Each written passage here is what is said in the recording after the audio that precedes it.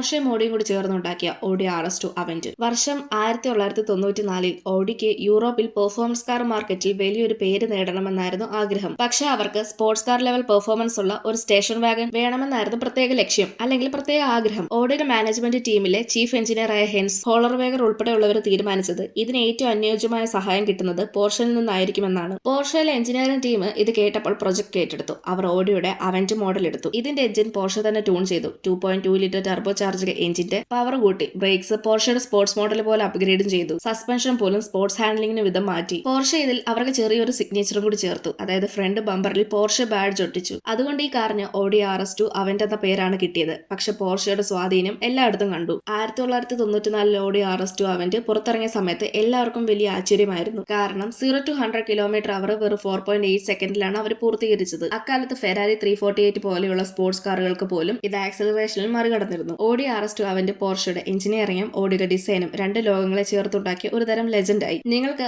Audi കാറുകളാണോ അതോ Porsche കാറുകളാണോ കൂടുതൽ ഇഷ്ടം എന്നുള്ളത് കമന്റ് ചെയ്യ്. ഇതുപോലെയുള്ള കൂടുതൽ വീഡിയോസ് കാണാനായി ചാനൽ സബ്സ്ക്രൈബ് ചെയ്യാനും ഇൻസ്റ്റാഗ്രാമിൽ ഫോളോ ചെയ്യാനും മറക്കല്ല്.